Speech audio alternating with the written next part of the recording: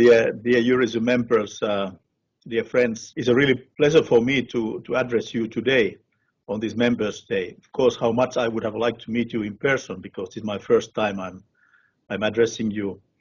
I also want to congratulate Madame Vessière and Magali for this very well-deserved award. I think we all agree that, the last year was a really exceptional and extraordinary, but we are still facing most of the challenges it brought on our way.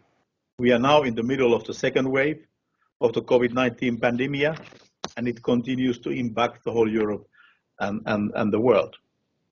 Economic and social recovery has started, but it will be a long and difficult process. No one doubts that Europe needs a strong, dynamic, and globally competitive space industry, both upstream and downstream. Today, our space sector is facing numerous challenges. We have decline in sales. We have shrinking order books, liquidity risks, and major risk of de-skilling due to cuts in investments and jobs. Erosion of skills means the long-term destruction of industrial competencies and a big impact on competitiveness of our industry. Along these challenges, I see opportunities ahead. Many new digital services will, for instance, depend on satellite connectivity in the coming decade. Automated devices, self-driving vehicles, and autonomous industrial manufacturing.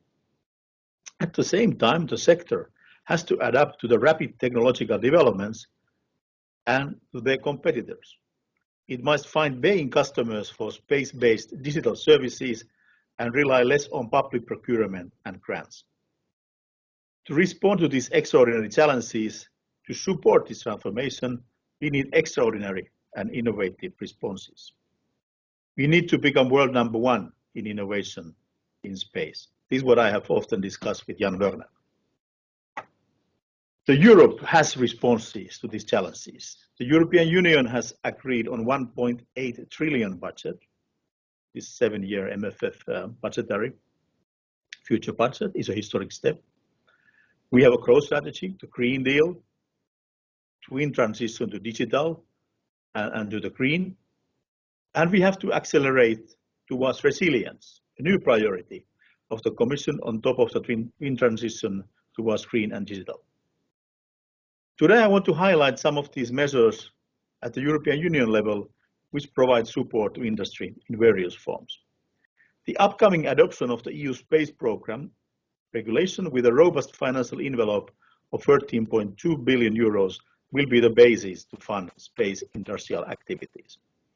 But in parallel, the European Union works on update on the industrial strategy, space entrepreneurship initiative, increased support to innovators, and last but not least, strongly upgraded financial tools. On the industrial strategy, we adopted it only a year ago. It's already outdated due to the recent development. So now we are working on the response to this unprecedented crisis and to come with an updated strategy review in the coming weeks. This will help us to make best use of our toolbox to support our aerospace ecosystem, financing, regulatory framework, trade policy, and other instruments to reduce our strategic dependencies, revamping partnerships and alliances. We need to lift certain exclusions, to enlarge the scope of application of certain tools, and sometimes propose brand new ideas on the table. For example, Commissioner Breton has proposed a new alliance for launchers in the space domain, which we have started to discuss with the European industry, member states, and the European Space Agency. Secondly, we must put in place actions to boost the growth prospects of companies during the whole innovation life cycle, from idea to a growing company for both startups and established companies. And this is what we are doing with the Space Entrepreneurship Initiative called Cassini. Cassini will include various measures, hackathons and mentoring, business accelerator, prizes, monetary rewards, and in-orbit demonstration and validation to encourage SMEs to test products in a low-gravity environment in space orbit. Third, a strong focus on innovation. Europe's SMEs and startups are key to the twin transition to a green and digital economy.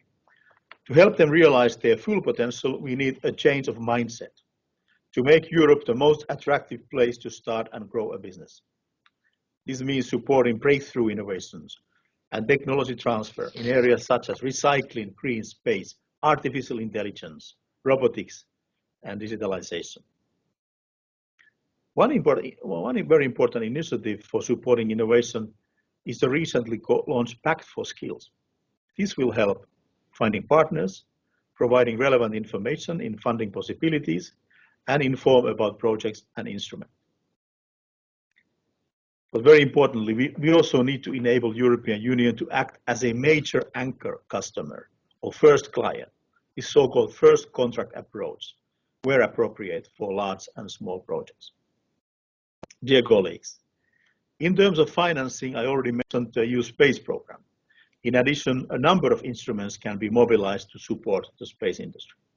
Under Horizon Europe, there will be a cluster devoted to digital, industry and space. The work program for 21-22 is being finalized and would be ready and made public this spring. It will include a variety of domains covering the whole space value chain, upstream and downstream. Both in support for EU space infrastructure, such as Copernicus and Galileo, but also, for example, SST, GovSatcom, and access to space, new topics like quantum, Cassini, and more funds in the field of so-called new space.